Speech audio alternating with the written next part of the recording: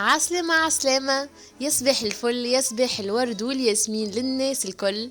ماما عايدة تسلم عليكم من داخل وخارج تونس وتقول لكم نورتوني وشرفتوني وأنستوني. ورجعت معاكم فيديو جديد، ماني ما نجمش نبت عليكم راو خاطر نتوحشكم برشا برشا.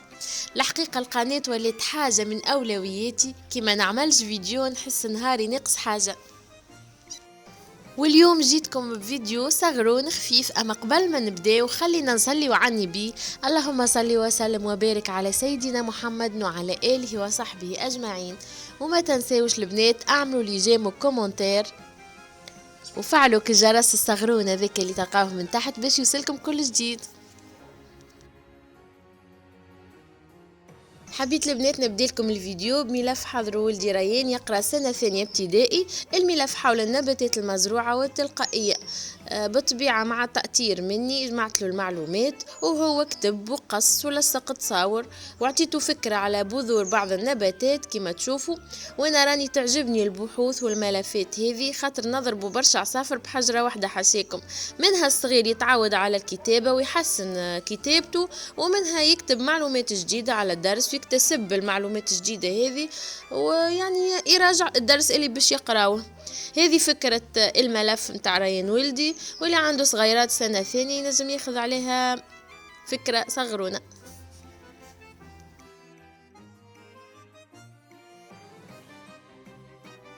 وتوا يجي نتعداو للحاجة الحلوة، ان شاء الله ايامنا الكل حلوة. كيما تعودتوا بيا ديما نجيكم بالحاجة الاقتصادية ما تاخذش منك برشا وقت وخاصة سهلة.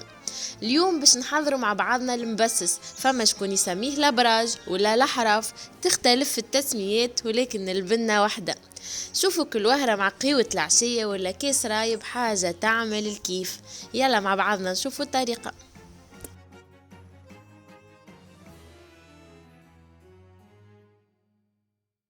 حاسيلو البنات اول حاجه عملتها لهنا باش نحط نغربل السميد متاعي.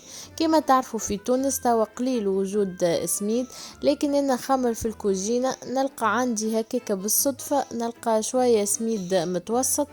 لجيو رطل ولا جيو كيلو حاسيلو، حكاية 3 كيسان بالكاس هذاك. وليت اول حاجة عملتها حطيت غربلتهم. بالنسبة لي تغربيل السميد والا الفارينة حاجة مهمة ولازمة، سبحان الله تتعدى فيهم حاجة تفشى.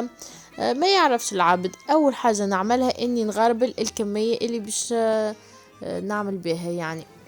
ومن بعد البنات حطيت ذوبت شوية زبدة وريتوه الكيس هذاك اللي عيرت به السميد هو بيدو. باش نعملوا شطر زبدة ذايبة وشطر زيت نباتي. حطيت مغرفة صغيرة ملح وحطيت زادة شوية خميرة متاع خبز. الخميرة هي اللي باش تعملوا هشوش البنات ويذوب ذوبان في الفم.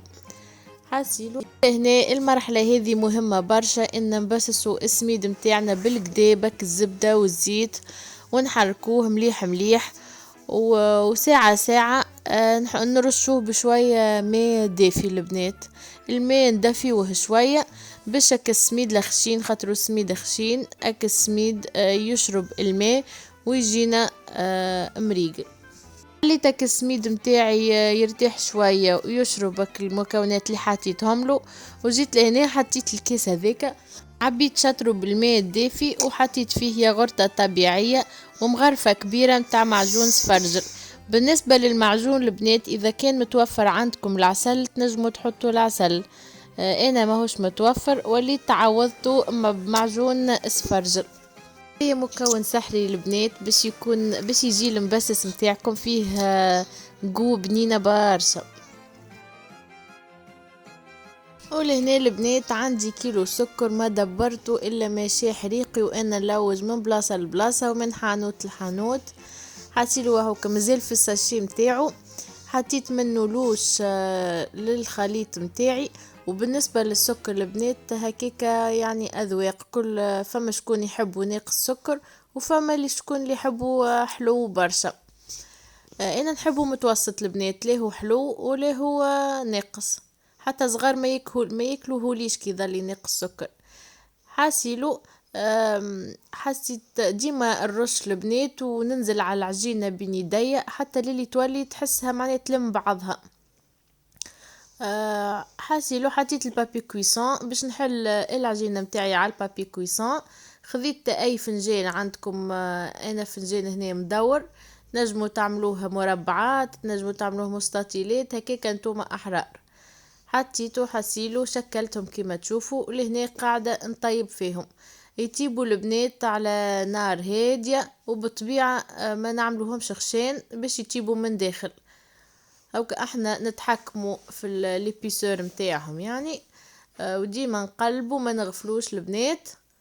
ومن بعد ما طيبتهم الكمية الكل، لهنا حطيت صحفة فيها المعجون باش نفح صغيرات خاطر هو شايح او كي يغمسوا في المعجون وياكلوا. دورت الكعيبات متاعي بالطريقة هذه، وان شاء الله يعجبكم الفيديو. لهنا ايوب ولدي اوكا يذوق ديما، ايوب هو اللي يذوق لي الحاجة، اذا هو عطاني نوت معناها راهي بنينة. ان شاء الله البنات في فيديو اخر، وان شاء الله يعجبكم الفيديو. وان شاء الله في بينا جديدة. بسلامة.